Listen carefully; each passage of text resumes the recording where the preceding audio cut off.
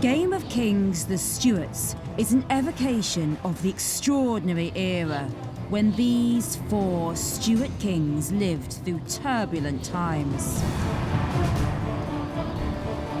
Catholic versus Protestant. Parliament against King. The English Civil War. Europe torn apart by religious conflict. The Plague. The Great Fire of London, and finally, a Catholic king fled his country and his throne.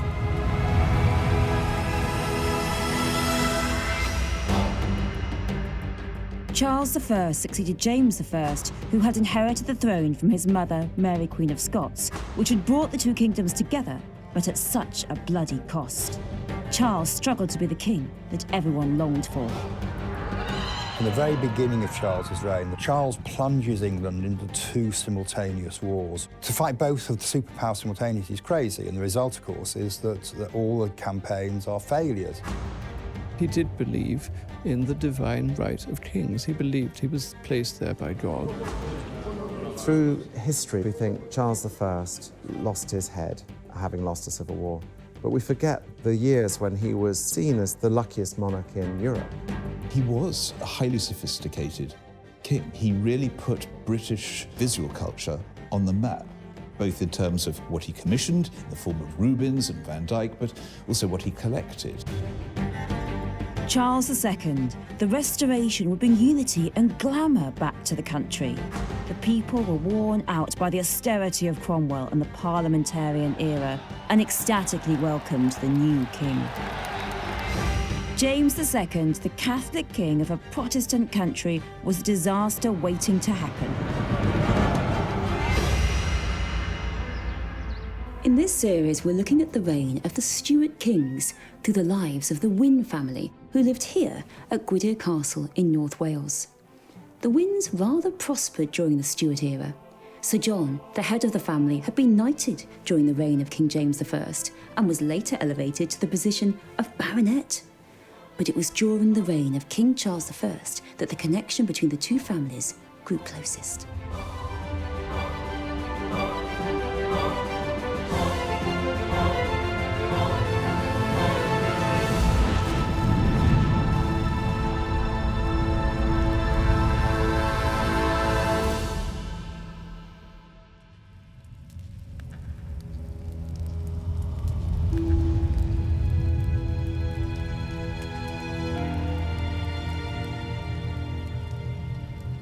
Charles I became King of England, Scotland and Ireland in 1625, succeeding his father King James, the second Stuart monarch. Like his father, Charles believed in the divine right of kings and shunned Parliament as irrelevant. As a result, he had a tempestuous reign and eventually led to the outbreak of a civil war.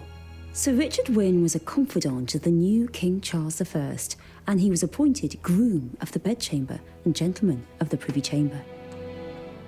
Sir Richard Wynn and King Charles were long acquainted.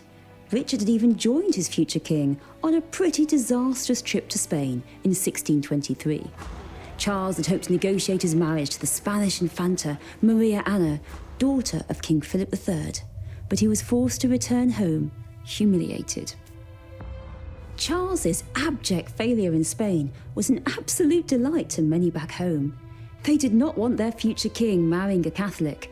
This was supposed to be a Protestant country now. However, Charles still ended up marrying a Catholic despite all of their protests. As he'd made his way to Spain on that fateful journey in 1623, he'd been to Paris, and there he met Henrietta Maria, daughter of the King of France, Henry IV. So that hopeless journey abroad, trying to get the Spanish Infanta, had not been in vain. Charles and Henrietta Maria would be married in Canterbury in 1625. Henrietta Maria got married on the understanding with Pope Urban that she would try and do her best to bring England back to the true faith of Roman Catholicism, and also the sort of understanding that she would do her best to influence the royal family itself, the children that she would produce. The real problem was she was very zealously Catholic, so she flaunted her Catholicism, even to the extent that she refused to take part in the coronation because she would not have the proceedings overseen by a Protestant. It was something that was anathema to her. It's very puzzling if you're a modern person to find the answer to why it should have been such a source of contention that Charles, the first ever monarch to be brought up as a member of the Church of England, shouldn't have been married to a Roman Catholic. She was French. So you have really strong religious prejudices on the side of Queen Henrietta Maria and of a lot of people in political power in England. And it would have needed somebody to back down, and it wasn't going to be the politicians. In the year of the coronation and marriage, 1625, Sir Richard Wynn is supposed to have planted out these 12 saplings that he brought back from Spain in 1623, which are the famous cedars here at Woodham. There are 3 that survive. These are the earliest statement of royalism, which is going to be a feature throughout the 17th century of the relationship between the Wynns and the House of Stuart.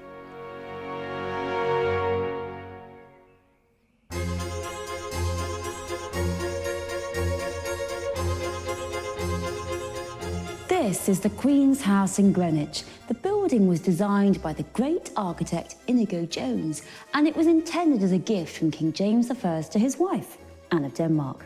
However, she died during its construction and the building was put on hold.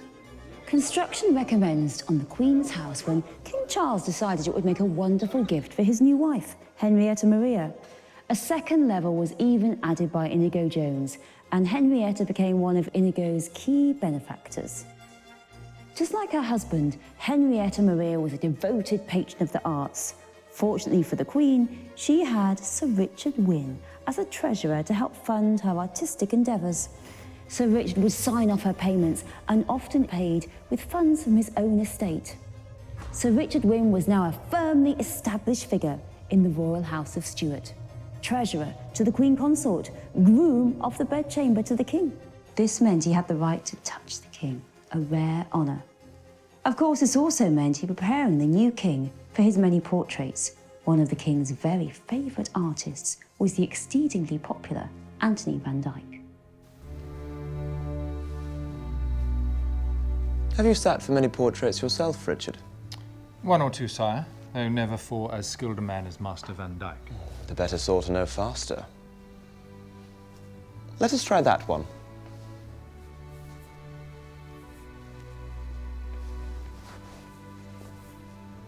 There is majesty in art. If there be a lesson I took from Spain, it is that my court should outshine all others, just as England should outshine all nations.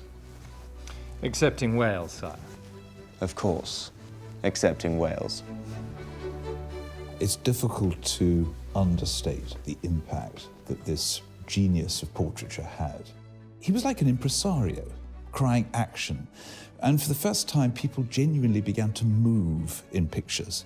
There was a feeling of illusion and realism in a way that Daniel Meutens had slightly prepared the English for, but Van Dyck swept the board with.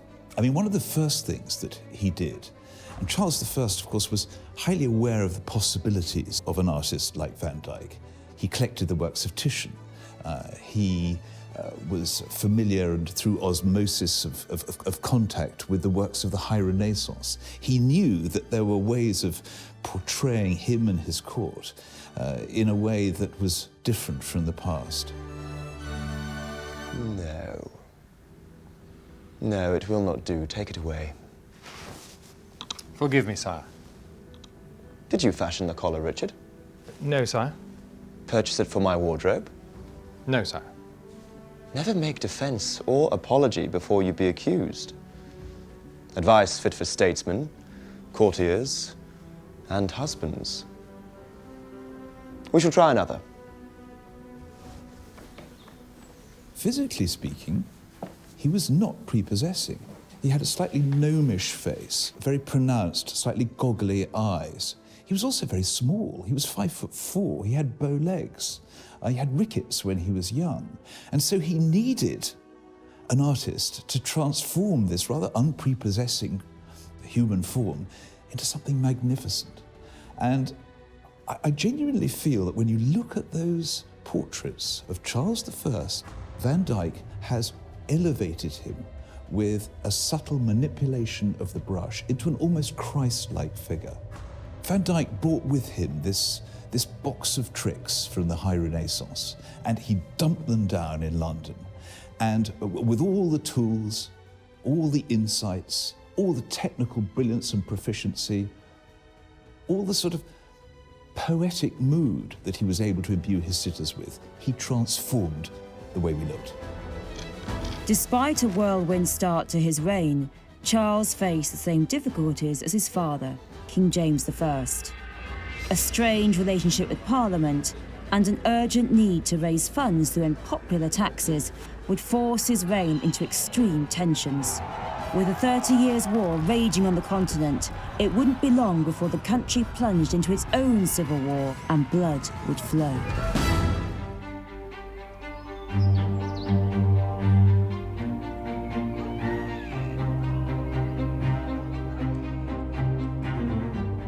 Sir Richard Wynn, the owner of Gwydir Castle here in North Wales, inherited his property and his titles from his father, Sir John Wynn. Richard's brother Owen was a bookish type, interested in a variety of subjects, including the mysterious business of alchemy. Owen preferred to stay here at the family home of Gwydir, while Richard was busy in the court of the new king, Charles I. King Charles's reign had started at a frantic pace. He married Henrietta Maria, daughter of the King of France, just a couple of months after gaining the throne, and was already planning a war with Spain after those failed attempts to marry the Spanish Infanta.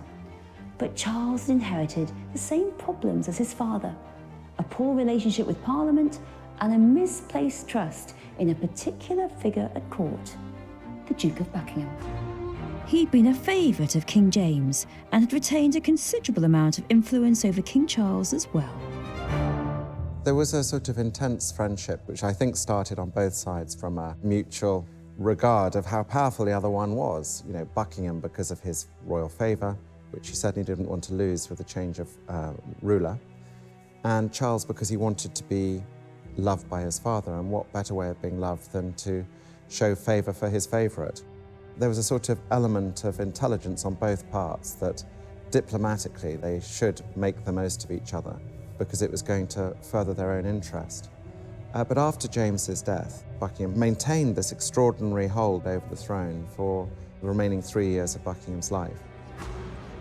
From the very beginning, Charles and Parliament don't get on. Distrust builds very, very quickly, not least because Charles is pouring money into failed military campaigns led by Buckingham, and Parliament doesn't see why it should continue to give money. He starts raising monies under his prerogative in ways which are truly controversial. It is one of the major issues which generates the distrust of Charles that is going to be the background of factors for a civil war a few years later.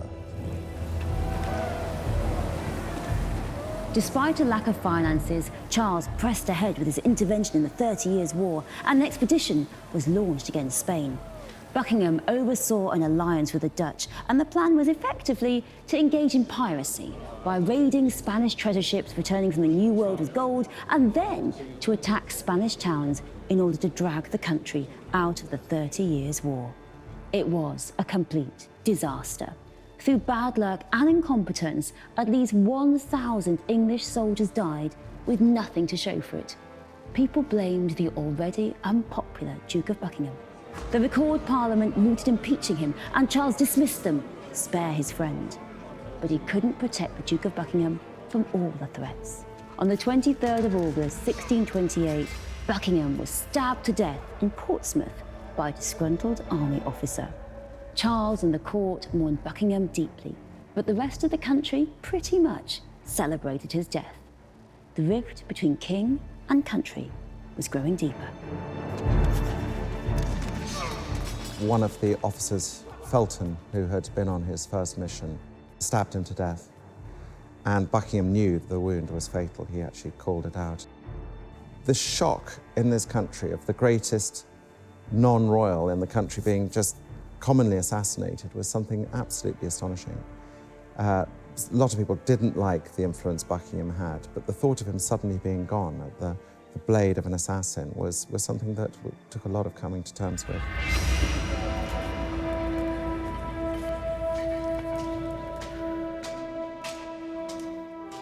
Once Buckingham was dead, Sir Richard Wynn was one of King Charles's most trusted advisors. But he could also be viewed as one of the king's greatest benefactors. Richard's father, Sir John Wynn, had been offered a baronetcy by King James and bought it at a hefty price. Only Parliament could levy taxes, so Stuart monarchs had to find new, inventive ways of acquiring funds if they were going to ignore Parliament, as King Charles liked to do. He generated new income through the highly unpopular ship money levy. This was essentially a tax intended for wartime, but it was now levied during peacetime. It had only been imposed on counties that lay on the coast, but it was now implied inland as well. Families like the Wynns would be the ones footing this massive tax bill.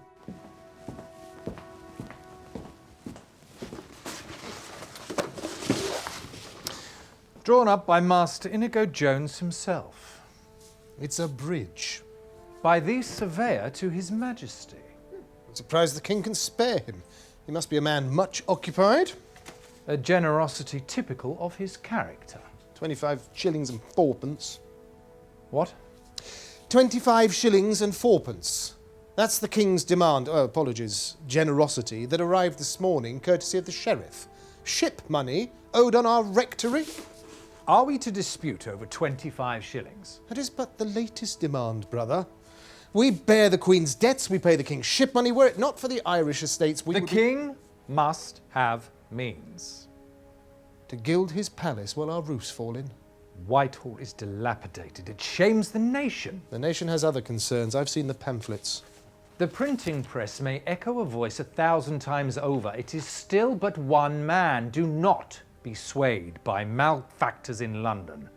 The nation is happy. I think one of the tragedies for the Stuarts is that they never had enough money. And Parliament wasn't prepared to give enough or to tax enough in their own way. Charles I was very keen to get round this problem and to use whatever device he could come up with. Anything that connected to the crown to raise money, he would look at. And ship money was the first really big disaster in terms of confrontation with people who were not prepared to put up with what they saw as an abuse of kingly power. There is a case for it. There's a big European war going on. 20,000 English young people mainly are being captured by pirates coming from North Africa and taking them off to be slaves in North Africa. Charles I, in fairness, was building up the navy in a very dramatic way, which was good for the nation. But to impose a tax on internal counties of England for the growing of the navy was a really difficult concept for people who are being asked to pay it. He will not recall Parliament, then? Why let that disputatious gathering disturb the peace? I have conducted alchemic investigations these many years. Vapours, foul and copious, are a near constant. In the naivety of my youth, I sought once to contain those airs, lest farther catch upon the breeze a hint of my designs. I remember. I capped a fermenting bottle, yet my attempts at amelioration only worsened the explosion when it came. Parliament is the bottle? The country is the bottle. I fear the long containment of grievance without safe release will bring us all to greater misfortune. The king may rule without Parliament so ever long he wishes. It's not his prerogative, I doubt, brother, but his wisdom. It is a very fine bridge. To do it without consulting Parliament and then to say, well, I have a right in a national emergency to raise these sorts of monies, when in fact there's time to call a Parliament, is to abuse your power. It was just the first major step of Charles being seen as an absolutist monarch in an unacceptable, very un-British way.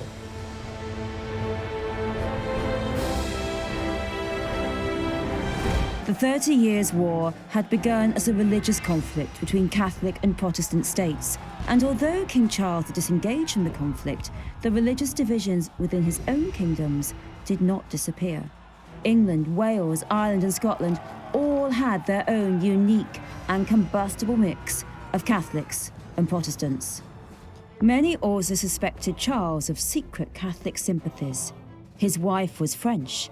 His attempts to help Protestant allies in Europe were seen as half-hearted, and together with his Archbishop of Canterbury, William Laud, Charles passed a series of anti-Calvinist reforms. These were particularly unpopular in Scotland. In 1639, the church and public there rebelled. Charles couldn't stand this affront to his authority, but he didn't have the funds to raise an adequate army. Scottish forces swept into England, seizing Northumberland and forcing the king to pay them for the privilege. Charles had no choice but to recall Parliament. Humiliated by the Scots and backed into a corner by his finances, Charles could not dismiss the members this time, and the men of Parliament quickly moved against Charles's government. Advisors were impeached, and new acts were passed, preventing the king from ruling alone in the way he had done. The times seem as a man with ague. Some days good, some days bad. I see not the good. The remedy, as ever, is best found at home. Executing Chief Minister Strafford has purchased not a moment's respite. Had His Majesty not called Parliament last year, I do believe the Earl of Warwick would have marched on London. Now, bit by bit, they gnaw away at his prerogative. An act for preventing the long intermission of parliaments, an act declaring ship money unlawful and void, an act for the regulation of the Privy Council. His Majesty is most sensible of the disrespect. He will brook it, though. He says it is but a few malcontents goading and leading the rabble on. I'm sure he has it right. Come home, brother.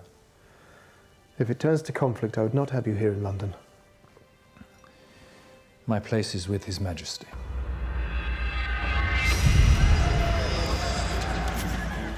Tensions were reaching boiling point in Ireland. Terrible killings took place between Catholics and Protestants. Rumours abounded. Parliament wanted to impeach Charles's Catholic wife, Henrietta Maria, for collusion with the rebels. That, for the king, was the last straw. Charles marched on the House of Commons with an armed guard to arrest who he thought were his enemies, the opposition ringleaders. But the Speaker refused to surrender the MPs. Not long afterwards, Charles left London, which was increasingly hostile to him. Further negotiations with the Parliament failed. Soon, both sides were raising armies. At Nottingham, on the 22nd of August, 1642, Charles raised the royal standard. The English Civil War had begun. In order for there to be an English civil war, there has to be a collapse of authority in Ireland and Scotland first. You have to send an army to Ireland in order to safeguard the Protestants who've not been massacred.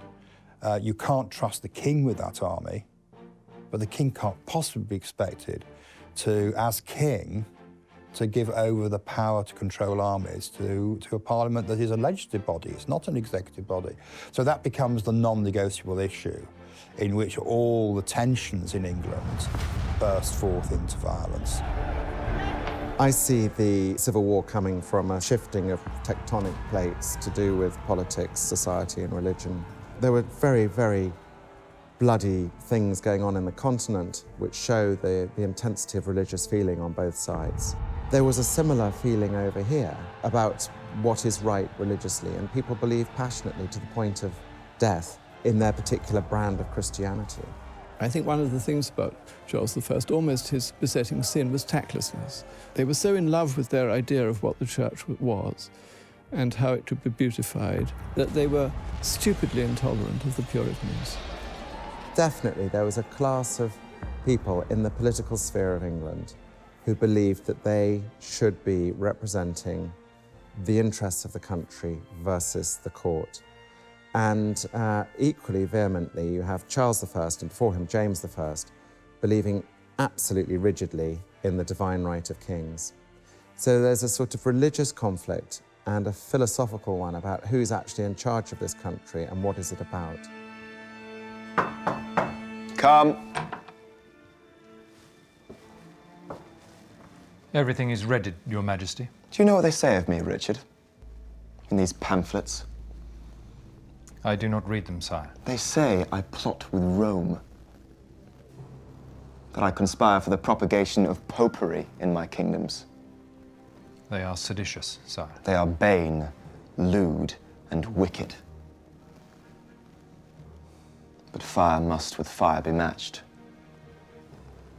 I have ordered a printing press be conveyed to Oxford with the court. Very wise, sire. Our own newsletter. Where they entice with empty falsehood, we shall nourish with the truth. So equipped, will the people shake off their current sickness and better affection be to their king. I shall return, Richard. And to such a welcome. The stage was set for civil war. Charles on one side, Parliament on the other. Charles's belief in the divine right of kings was about to be severely tested. Charles set up his capital in Oxford. His strength lay in the north and west, whereas Parliament had the wealthy London and the southeast, and control of the navy. The initial battles of the Civil War were pretty much a draw, alongside intermittent and futile peace talks. Father?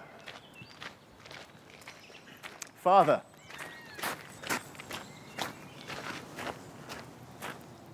Is it from Uncle Richard? Father, what news of the war? Well, it's from one of our tenants. A clothier. He cannot pass army lines to reach market in Shrewsbury. Our drovers cannot take their cattle into England either.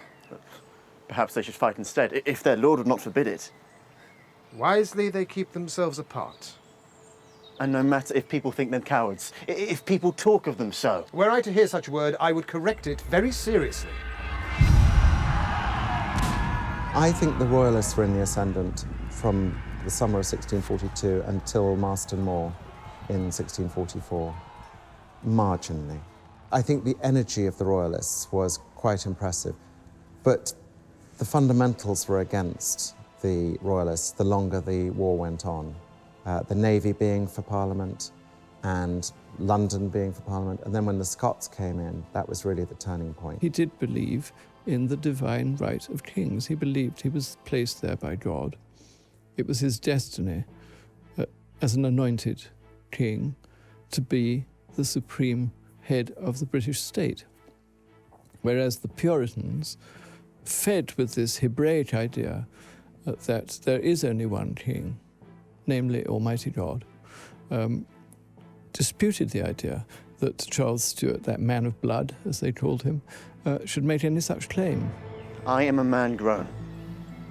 We've spoken about this. Is it not my duty to serve the king? These people live in the mountains. They sow no crop. Their livelihood is in cloth, in cattle. Only by reaching market can they pay the rent. Only with their rent can we support the king. That is our duty. It is yours. You cannot stop me. But most of these drovers, these clothiers, are too old for the fight. They are perhaps fearful of losing what they hold dear. That does not mean that they have forgotten what it is to be young and eager. I want to fight.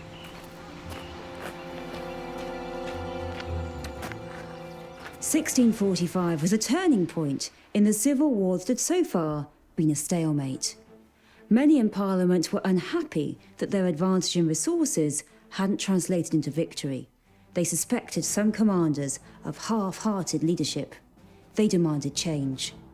So, in January 1645, the new model army was founded. It was to be professional, well-trained, a national army not limited to one geographical area like the old militia.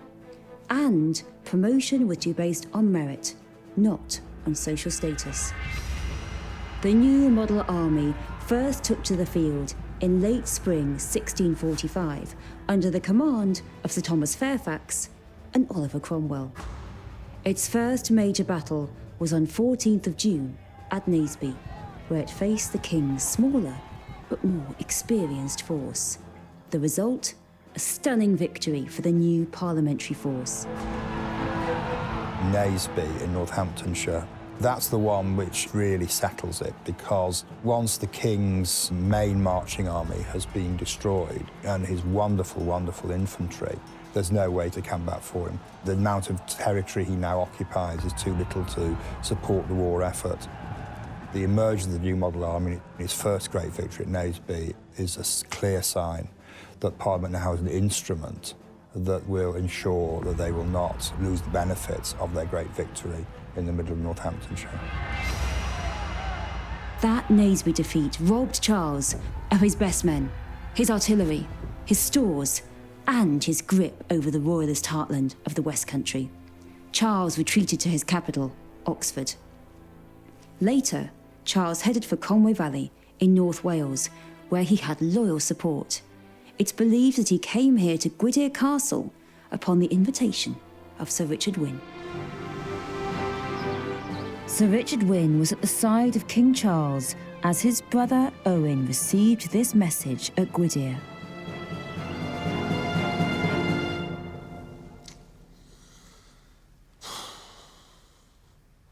He ever was an unfortunate king. Had the winds been otherwise in 28, a fine victory might have been his in France. Instead, he was garlanded with humiliation. Now, defeat hurries quick upon defeat. His last port is besieged and his forces spent, and word comes he would seek refuge here at Gwydir. To receive a king. That is an honour even I can recognise. Yet, danger slips through an open door. Offer your hand to a drowning man, you may be pulled down with him. Paint ourselves too lurid a royal hue, and we mark ourselves as the victor's prize. Oh. But will Gwydir at the last reject Caesar? Should peace be struck, his kingdom retained, he may remember the friends that betrayed him with more rancour than the enemies that fought him. Alchemic reaction once begun cannot so easily be undone. Yet, they will have an answer.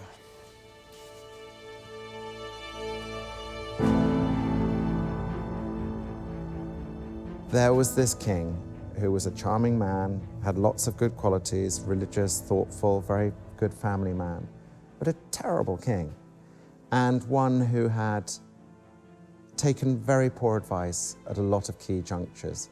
The problem with Charles was he was just so weak, and it used to drive Henrietta Maria mad. You see her letters to him from the safety of the continent saying, you agreed to do this, but you did that yet again. What are you doing? And he couldn't help himself. He just was easily swayable. And this was not a decade, the 1640s, where you could have a weak king and hope for a good outcome for the country or for him.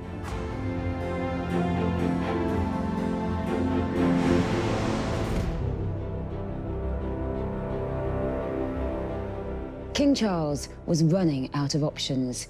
He was forced to surrender to the Scottish army on the 5th of May, 1646. And after months of negotiation, Charles was given up into the custody of the English Parliament, essentially taken to prison. Charles didn't give up hope.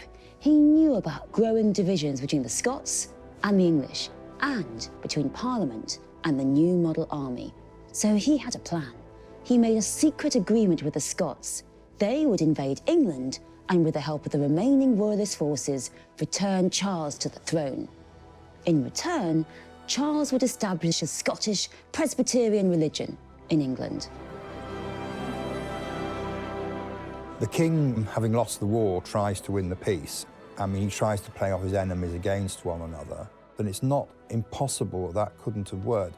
If he'd been a little bit more flexible in 1647, he could probably have made a deal with the army, and the army would have put him back on the throne. In return, what they were demanding was complete religious freedom. that there should be complete liberty. And that was better for him, I think, than having a Presbyterian, strict Scottish-style church government. He could have had a weak Episcopalian system, Church of England, a weak Church of England, but with complete freedom outside it, and he doesn't take that opportunity. The Second Civil War flamed into life in 1648, but it was brief. The new model army put down the royalist rebellions before defeating the Scottish forces at Preston in August. Charles was forced to negotiate. But those divisions between the new model army and Parliament had not gone away. Parliament voted narrowly to continue negotiating with the king. But by now, the army and Oliver Cromwell thought Charles a tyrant who had to be removed. Choosing between the radical demands of the army and a king who surely is chastened and wiser than he was when we first fought him, faced by that, the army has a choice, and the army decides that God will not forgive them if they put man of blood, this man who had caused all this suffering for his people, if they put him back on the throne. So the army occupies London, it purges Parliament, it removes a majority of MPs, and it puts the king on trial. When finally the king is taken, it's interesting that Sir Richard Wynn, of course, as well as his royal duties, was an MP. He then has to watch the slow unravelling of the royalist cause. And he'd been in his service for all these years, already when he was prince, and going all the way through, having carried his robes at the coronation, having been with him on a drunken jaunt in Spain, having done all those things with the king and then ultimately with the Queen later. It must have been terrifyingly difficult for anyone to cope with. There was a strong element of Parliament who were not in favour of the king being tried on any level. It was a huge jump for people mentally to go from the king that they had always been taught as being a representative of God and a figure of great awe, even though he had been defeated in battle repeatedly, and even though he was reneging on agreements, he was still the king. And to a lot of loyalist members of Parliament, they could understand a way forward where the king might be persuaded to be a more acceptable form of himself. The trial of a king was something new in England. No existing court thought the trial legal, so Parliament had to create a special body to try Charles, and it met for the first time in Westminster Hall on the 20th of January, 1649. Charles was accused of high treason, held responsible for all the death and destruction caused by the war. Of course, Charles didn't recognise the court's authority. He refused to enter a plea, insisting the trial was not only illegal by English law, but against God as well. The colonels of the New Model Army were the dominant force, really, in the trial of Charles I. They had seen too much bloodshed, and they could then only see Charles as this famous phrase, this man of blood. He was no longer Charles, King of England, on a pedestal. He was just another man who had caused this appalling bloodshed. And I think it's always worth remembering that the English civil wars, they caused the heaviest loss of life percentage of population in this country ever, including the First World War. And the casualties were even worse in Scotland and considerably worse in Ireland. So I think that with all that in mind, people thought, those who hated the king by this stage, or who certainly loathed the bloodshed that went with the king's cause, I think they thought that if we can just lop the head off, literally, the crown, then we could have a fresh start and no more blood. The court sentenced Charles to death. He bade farewell to his children who were with him to the end. He requested 2 shirts so that he would not shiver from the cold and so give the impression of being afraid.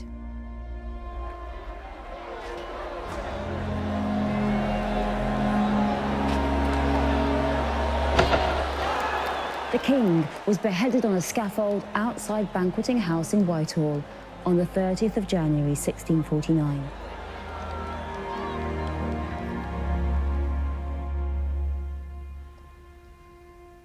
You look tired. Were you there? When they... Richard. May we all meet our deaths in so steadfast a spirit. Did they grant him any last words? The soldiers kept us at a far remove. A scaffold had been erected. It was at the banqueting house, designed by Master Jones. Like our bridge. I could not hear what he said. I saw him speak a prayer, then kneel at the block, hands outstretched before him. When the axe fell, the crowd gave out a moan as I never heard before, and desire I may never do so again.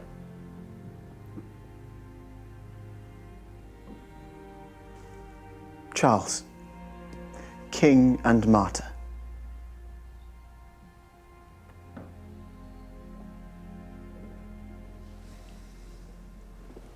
Charles.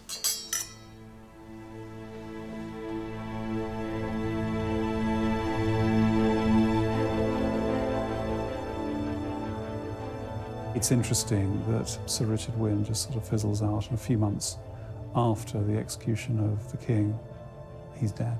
He's dead himself. In the 19th century, they would have romantically said he died of a broken heart, but he really had no purpose. He sort of fizzled out. It's a sort of unspecific illness. I think he just wasted away, probably through grief. The House of Lords was abolished and executive power wielded by Parliament and its Council of State. The new model army was the most powerful force in Britain. With Oliver Cromwell in command, it swept aside all remaining military opposition. In 1653, Cromwell disbanded Parliament. He thought it quarrelsome and ineffective, and seized power as Lord Protector. In the end, the bloody English Civil War between King and Parliament saw both sides lose. All the while, across the sea, Charles's son and heir waited in exile. In the next episode of The Stuarts, A Bloody Reign, the heir to the throne, Charles II, goes into hiding on the continent, where he is stunned by the news that his father has been put to death. For over a decade, Charles travels in exile around the royal houses of Europe, planning to overthrow Cromwell's Commonwealth and restore the House of Stuart. But his attempts are in vain, and it seemed all hopes are lost. However, the tides begin to turn back in the Stuarts' favour with the death of Cromwell, and soon Charles II will be welcomed with open arms by an adoring public in London. The restoration of the monarchy sees a return to prominence for the Wynn family as well. But there are many enormous obstacles to overcome, including a huge outbreak of the dreaded plague and the Great Fire of London.